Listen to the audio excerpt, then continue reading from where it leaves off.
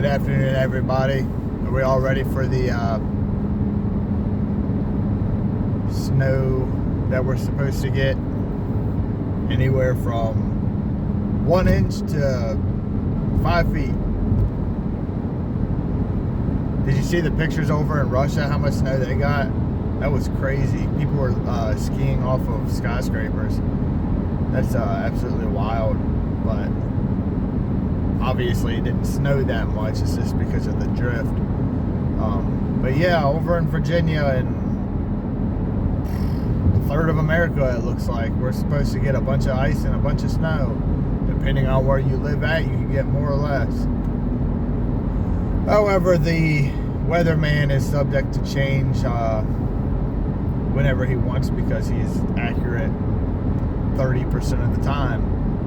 So just be mindful of possible ice and snow in the next couple of days, depending on where you live. I carry a book bag with me in my trunk wherever I go, depending on the season and what I'm doing and where I'm going. And I'll be honest with you, I haven't changed it in a while because winter has not been that bad at all. And so I was changing out the clothes in it, and I couldn't find my winter pants. They're waterproof. They're actually for snowboarding, but they're warm and they're waterproof. Couldn't find them anywhere. And if anybody that has prepped for any amount of time probably knows, you tend to have stuff put in different locations. And it took me a minute, I'll be honest with you. I was not prepared for that. I failed the test of being prepared. But I did find them up in I went to my storage up the road, and they were vacuum sealed along with all my other winter stuff. But again, like I said, it has not been cold that bad. But having this much snow, my thought is I'm going to have to work when it's supposed to be snowing, and I get off early morning, so I want to keep them with me just in case something terrible happens and I have to walk home or be outside for an extended period of time.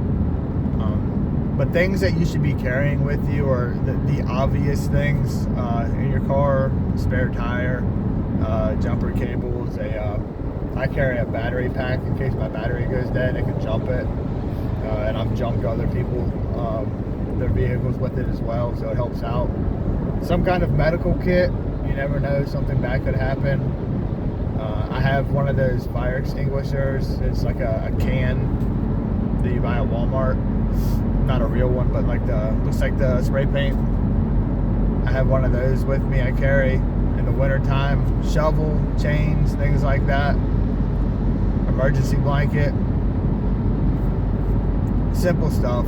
You don't have to go crazy. It doesn't take up a lot of room. But I always carry some kind of bag with me, and it's got the essential stuff, because you got to think, most of us are not walking 20, 30 miles a day. We're not going to be used to it, on top of just getting off of work, on top of carrying a bunch of crap. So this is a get home bag, I guess. I'm not trying to be out for an extended period of time with it. So it's got food, water, extra clothes, some kind of self-defense tool in it, and pocket knife, things like that. But the main reason I wanted to have this conversation today is to just remind everybody that it is super cold and things can happen. I also wanted to it's a story not about me, but I was there when it happened, and it'll be real quick.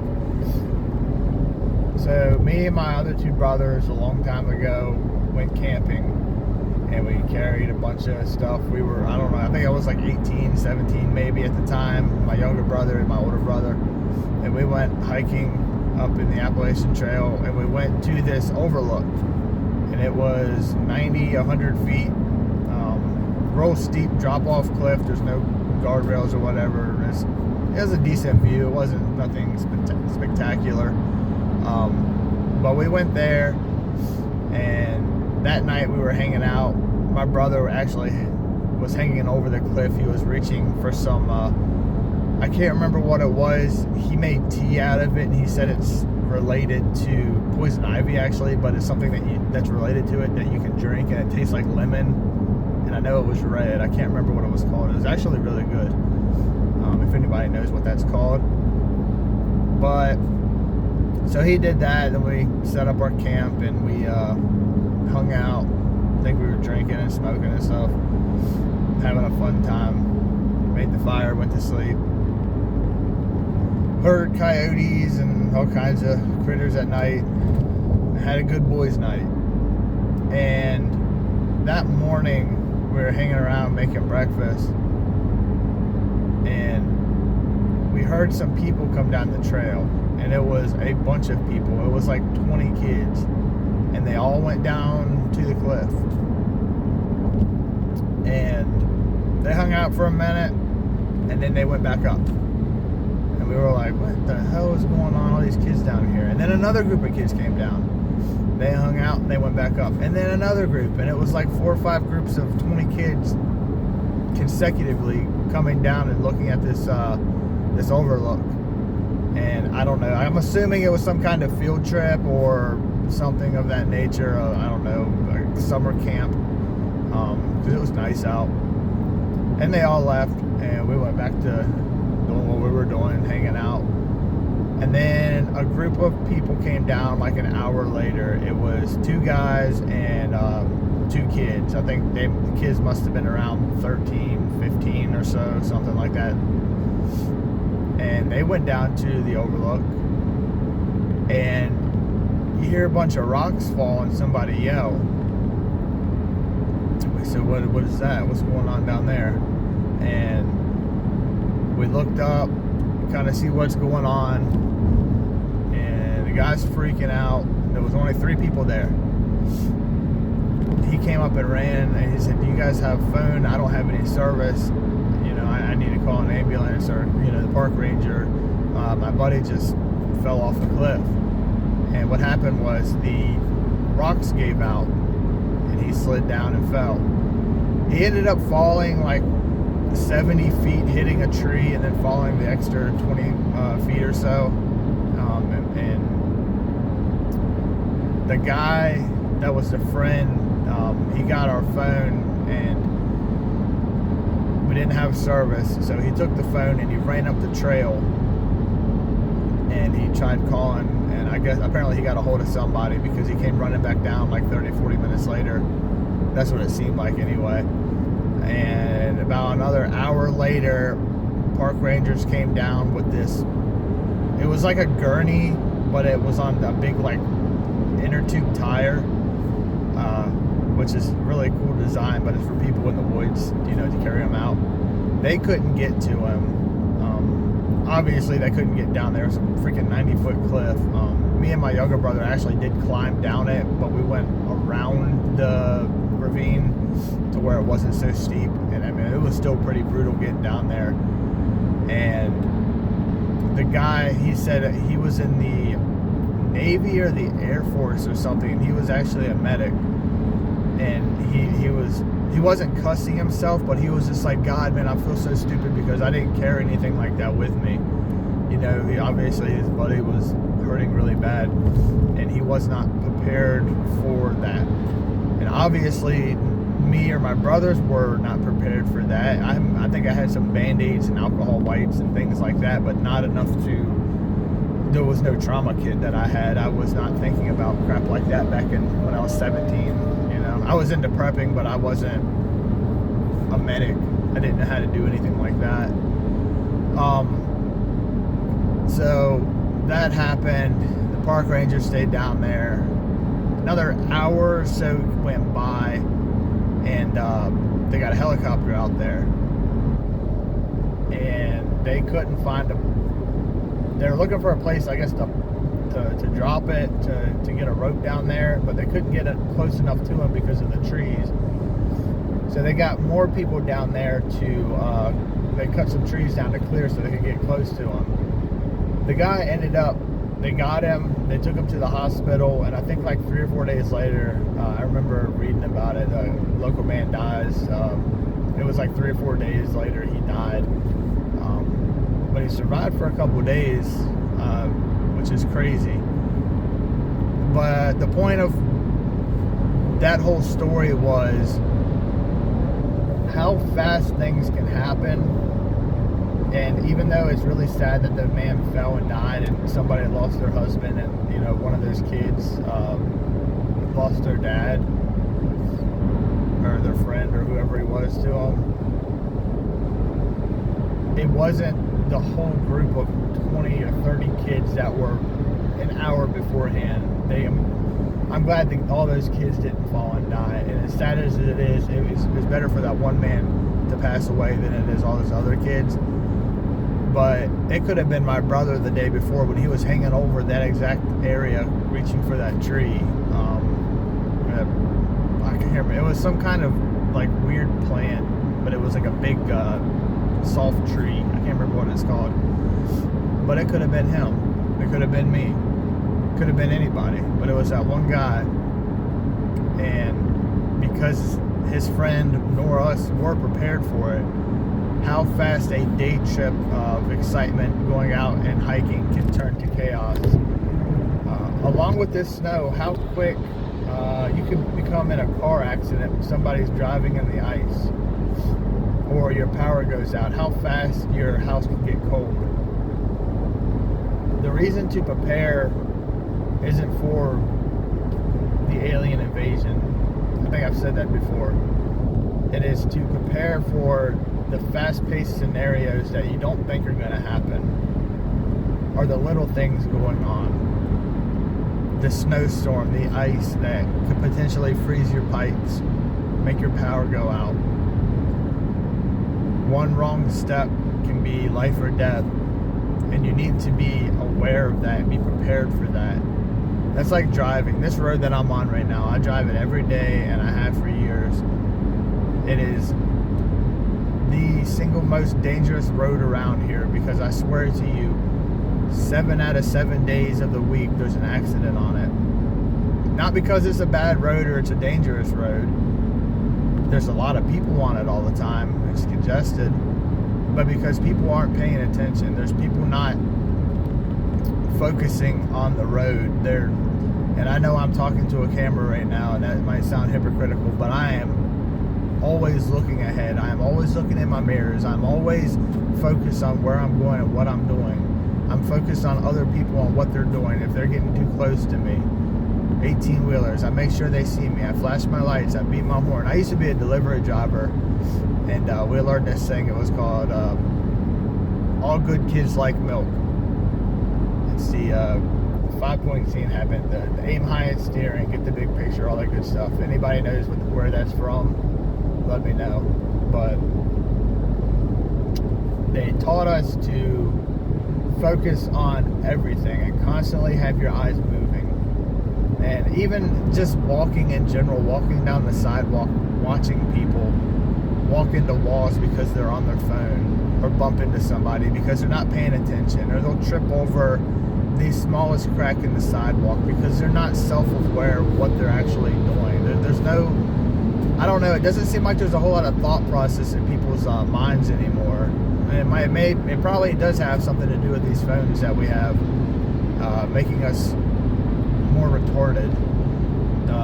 But that and people flying around you. I'm going the speed limit. I'm going 70. People are going 75, 80, 85 past me all the time. I don't care.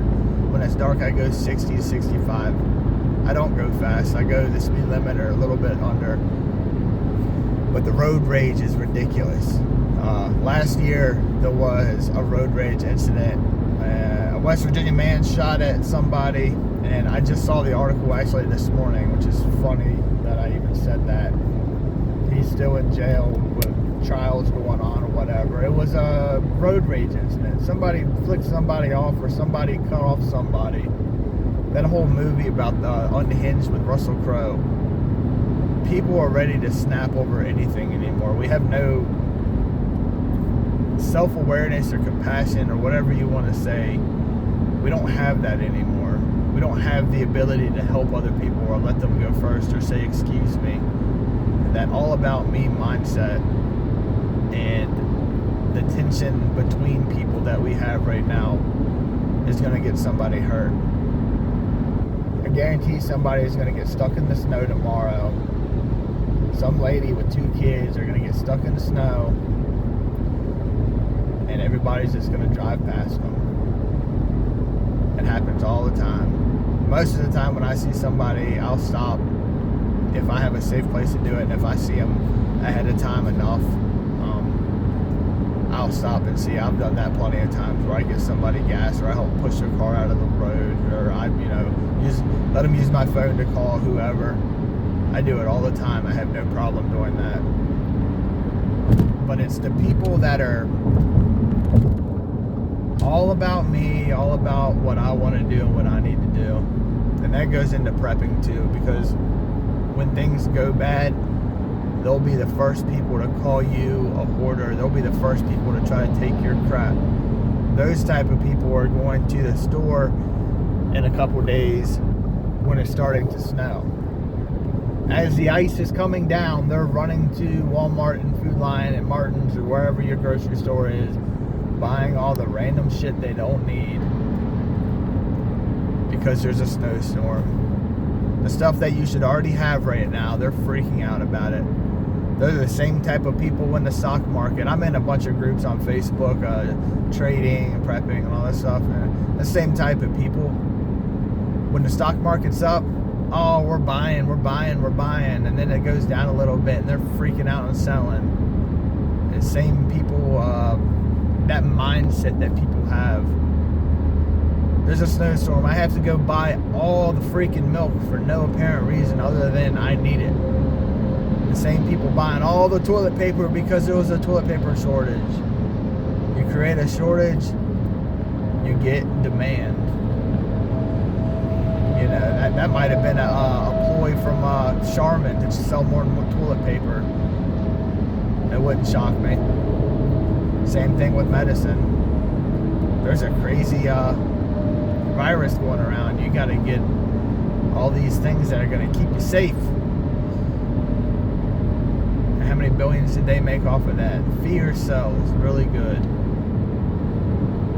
It's always about fear in the news. It's always about fear. Everything that you watch, fear, it drives, it intensifies everything. And people make a shit ton of money off of it. And people get angry with it. People get really stupid with it as well. And that's the thing that you have to worry about, is people getting stupid. Not realizing what they're doing. And if they do realize it, they're just being a total dick about it because, again, they only care about themselves. I wish I could have helped that man when I was 17 that fell off a cliff. But it taught me a valuable lesson to always carry some kind of medical equipment with you, more so than just Band-Aids, and actually learn how to use this stuff. I don't know, take a CPR class. I remember my kid, my oldest, when he was like 5 or 6, he choked on something. Not really, really bad, but enough to scare the crap out of any parent, like a normal parent would. You know, for a couple of seconds he was choking. And I bought the, I know how to do CPR, but I bought one of those little things that you put on their face and you push it really hard and it's supposed to suck it out. But having little things like that, being just a little extra prepared goes a long way to help your neighbor out, to help people that are, I don't want to say it like this, but that are worth helping. You know, your friends and your family, your loved ones, people that you care about. I'm not saying everybody's not worth helping, but I'm saying you need to understand that rationing your things, your items, may be a good idea. Save the ones that you can. I don't know how to say that and not sound like a complete asshole. But yeah, that's my thought for today, other than all the crap our governor's doing. But I don't have time enough in this video to talk about that, nor do I want to start cussing a lot more than I already have, because she's destroying our state within a week. And maybe I'll talk about that later. Maybe I'll have to have I don't know, a whiskey or two to talk about that and just open up and say how absolutely retarded and evil she is. But we'll save that for a different video. Anyway, I hope you guys have a great night, great day, wherever you're at, going to work, getting off work. Stay safe in the snow, be prepared for it, and I'll talk to y'all later.